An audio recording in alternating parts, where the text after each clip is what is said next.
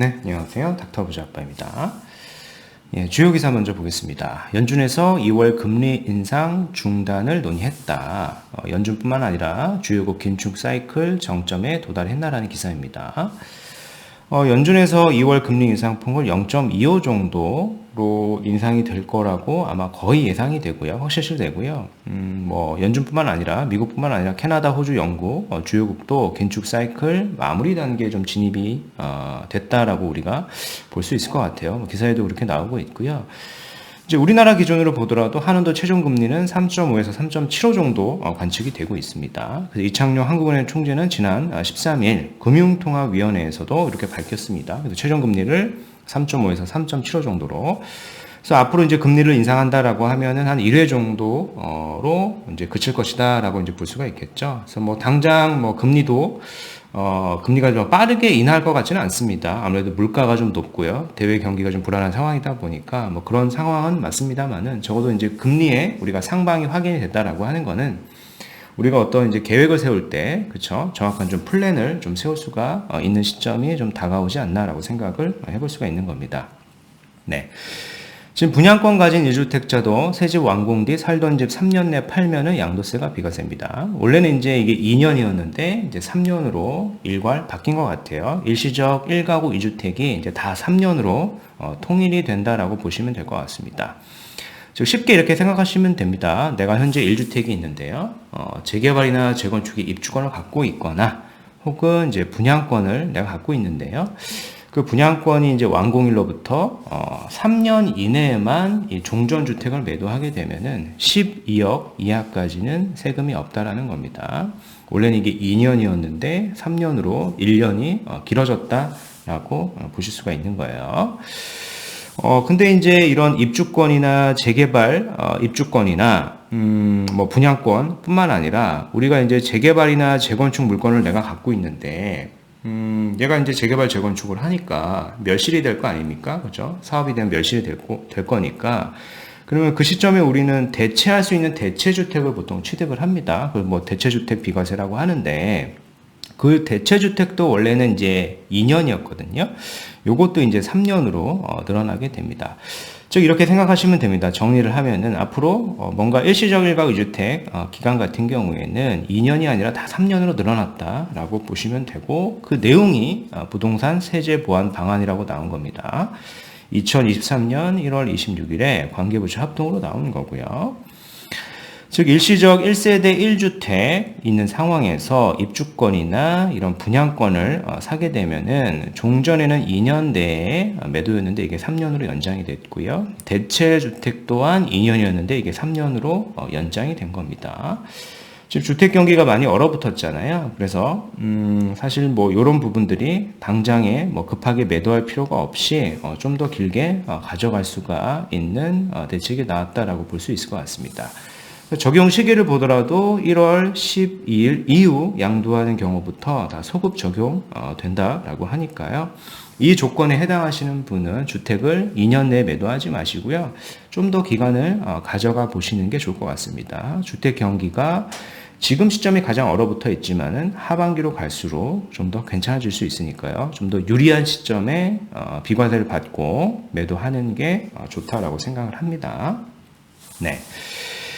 지금 금리 인상 그리고 이제 역전세난이 좀 많이 있습니다. 그렇다 보니까 주택의 월세 비중이 다시 좀 많이 늘어나고 있습니다. 그래서 전세보다 월세 사는 비중이 더 많다라는 거고요.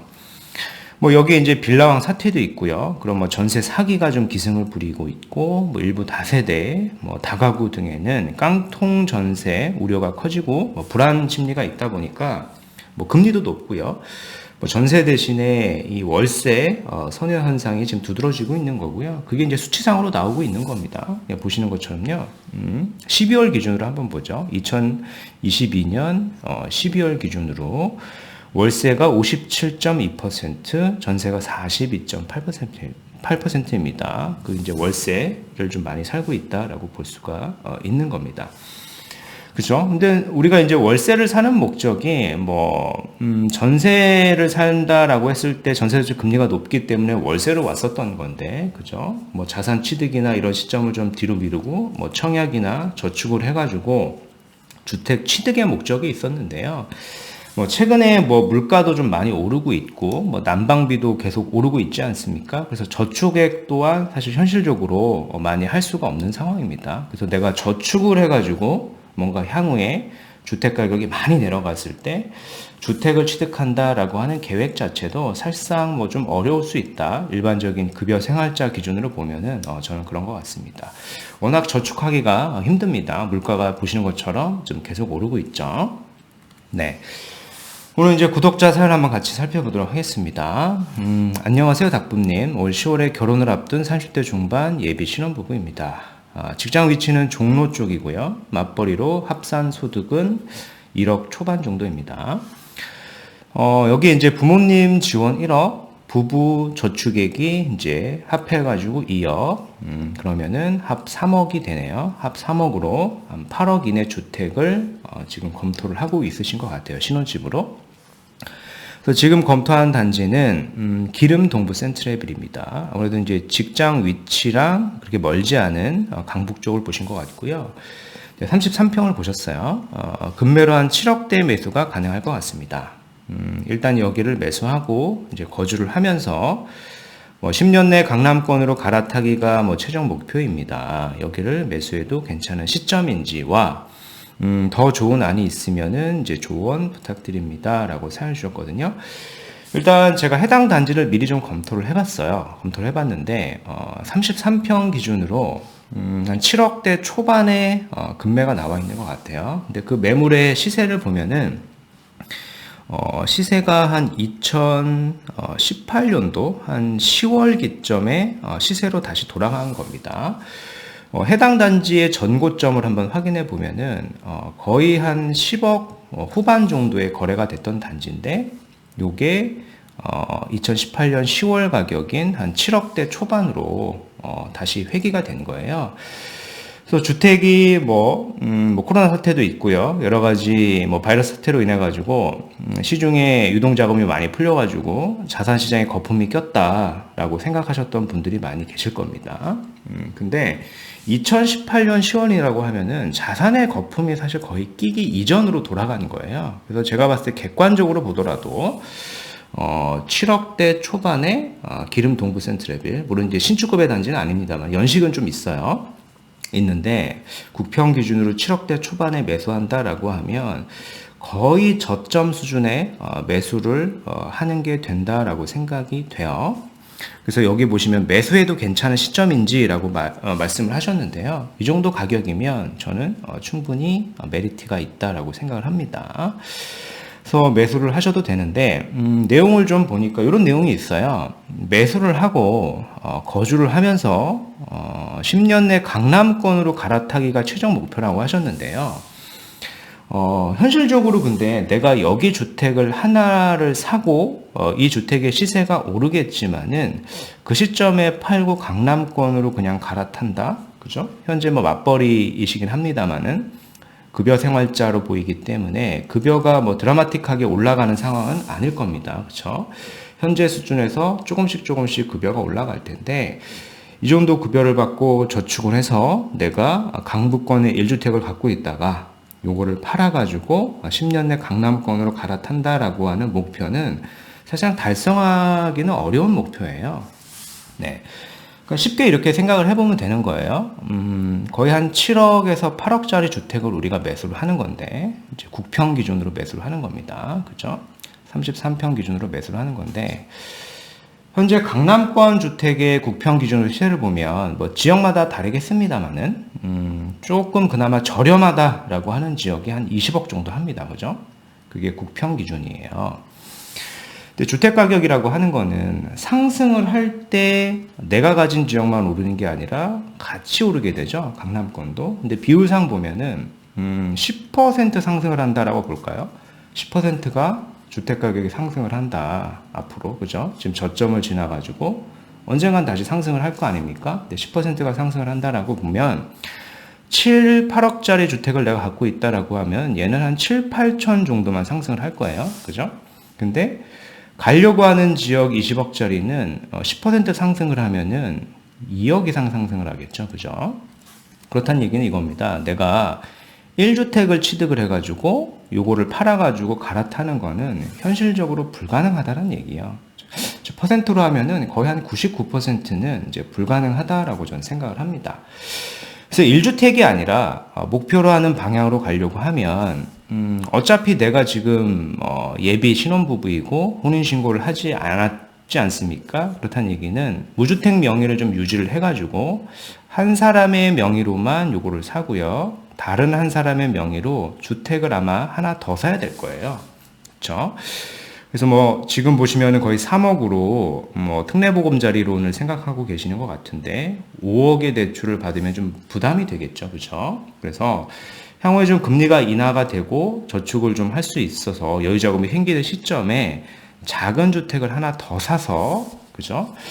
그리고 나서 내가 2개의 주택을 각각 뭐 혼인합과 5년의 비과세를 받아가지고 뭐 강남권을 간다. 뭐 이런 전략은 어느 정도 타당성이 있는 것 같습니다. 그래서 이런 전략을 생각을 하시거나 이게 아니다라고 하면 지금 시점에 거주하고 투자를 아예 분리해가지고요. 그 해당 지역에서 나는 월세를 살고 이 3억의 자본으로 지금 강남권에 정비 사업을 바로 투자하는 게 더 난 거예요. 내 목표가 결국엔 10년 내 강남권으로 가는 거다라고 하면은 요 선택지가 훨씬 더 어떻게 보면 적절한 뭐 현실적인 대안이다라고 말씀을 드려보겠습니다. 뒤에 뭐 지도를 좀 보면서요, 뭐 시세를 보면서 추가적으로 보완 설명을 드려보도록 하겠습니다. 지금 직장이 뭐 요 언저리이신 것 같아요. 그래서 뭐 4호선을 타고 갈 수 있는 그죠? 요 지역 성북구 기름동을 보신 것 같고요. 그렇죠? 그래서 단지를 봤는데 주변에 뭐 이런 신축 단지들이 있습니다. 근데 뭐 가격이 비싸니까 그죠? 그래서 기름 동부 센트럴빌을 보신 거고 국평 기준으로 보신 거예요. 그래서 이 시세를 보니까 뭐 말씀하신 것처럼 이렇게 금매가 나와 있네요. 그죠? 한 7억 초반 정도의 이제 금매가 나와 있습니다. 전고점을 보니까 21년 9월에 10억 9천에 거래가 됐었고요. 요게 이제 10억 2천, 10억 1천에 거래가 되고 있고 최근에 나온 매물도 보면은 저는 메리트가 있다라고 보입니다. 그 근거가 되는 거는 요 정도 금액대는 쭉 과거로 돌아가 보면은요, 2018년 한 10월 정도의 가격과 거의 비슷합니다. 사실 요거를 우리가 거품이라고 생각하지 않습니까? 그죠? 요게 거품이라고 보면은 지금 거품이 다 꺼졌다라고 보는 거예요. 그죠? 거품이 끼지 않은 시점에 시세로 돌아갔기 때문에 충분히 내가 사더라도 메리트가 있는 단지다라고 가격이다, 단지다라고 생각을 하는 거예요. 단 이제 내가 이제 이거를 뭐 나중에 가격이 오르면 세차익을 보고 이제 강남권으로 가려고 하면은 제가 이제 서두에 설명을 드렸듯이 쉽지는 않다라고 말씀을 드렸죠. 그래서 만약에 내가 지금 거주하고 투자를 좀 분리할 수 있다. 라고 하면은 뭐 강남권의 정비사업 구역을 지금 바로 살 수도 있습니다. 뭐 제가 과거 뭐 좀 오래된 영상이긴 하지만 영상을 많이 올려드렸을 거예요. 그렇죠? 뭐 서초구 방배동에도 한번 가보시면은 그렇죠? 방배동에 이런 많은 구역이 있는데 요 15구역 같은 경우에는 아직 초기 단계이긴 합니다만은 내 자본이 3억이 없더라도 지금처럼 특례보금자리 대출 등을 활용해가지고 충분히 1주택 강남권의 신축의 아파트가 될 물건을 매수할 수가 있습니다. 그럼 목표하는 거를 뭐 사실상 미리 달성을 하는 거죠. 지역을 보면은 528-3번지 일대고요. 세대수도 1600세대가 넘고요. 이미 구역 지정까지 됐고 조합 설립도 앞두고 있습니다. 뭐 아직 뭐 재개발 구역도 지정이 되지 않은 그런 미지정이 아니라 재개발 구역이 이렇게 지정이 되어 있는 그런 강남권에 뭐 강남 서초죠. 서초권에 이런 주택을 내가 미리 매수를 할 수 있는 겁니다. 지금 뭐 적어주신 목표를 다시 한번 잘 생각을 해보시고요. 제가 드리는 의견을 참고해가지고 의사결정을 하시면 좋을 것 같아요. 뭐 이런 지역들 한번 살펴보시면은 좋을 것 같습니다. 그래서 오늘 말씀드린 내용을 좀 정리를 해보면은 연준에서 2월 금리 인상 중단 논의를 했다. 긴축 사이클 정점에 도달했다라고 하고요. 1주택 1분양권이나 입주권 비과세 기간이 3년으로 연장이 됐고요. 내가 재개발 재건축을 들고 있다가 대체주택을 취득을 해도 이 기간이 3년으로 역시 연장이 됐습니다. 지금 뭐 고금리고 뭐 역전세난도 나고 있죠. 그래서 월세 비중이 다시 좀 높아지고 있고요. 물가도 지금 오르고 있고 뭐 난방비도 지금 폭탄이죠. 그래서 저축액은 사실은 늘리기가 어려운 시점이에요. 그래서 주택 매수는 사실은 주택 매수 여력은 증가보다는 감소할 수밖에 없다라고 저는 생각이 됩니다. 오늘 이제 구독자 사연인데요. 30대 중반 예비 신혼부부 3억 자본으로 기름 동구 센트레빌 33평 매수 문의를 주셨는데 이게 이제 7억대 금매라고 하면은 제가 판단하기로는 2018년 후반 가격이에요. 그 메리트가 매우 있다라고 생각이 됩니다. 일단 향후 목표가 10년 내 강남권 갈아타기라고 하면은 요거 1주택으로는 사실상 거의 불가능한 거기 때문에 1주택을 취득을 하고 향후 시점에 빠른 시점에 1주택을 하나 더 취득해야지 가능성을 좀 높일 수가 있을 거고요. 무주택 명의를 쓸 수 있지 않습니까? 그래서 혼인합과 5년 내 비과세를 각각 받아가지고 이제 급지를 갈아타시거나 제가 지금 말씀드린 방법인 거주와 투자를 분리하셔가지고 강남권 정비 사업을 바로 사는 것도 본인의 목표에 가까워질 수 있는 전략이다라고 저는 생각이 됩니다. 네, 그래서 오늘 말씀드린 내용은 여기까지이고요. 제 영상이 좀 도움이 되셨으면 구독하기, 좋아요, 알림 설정 부탁드리겠습니다. 이상 닥터 부자였습니다. 감사합니다.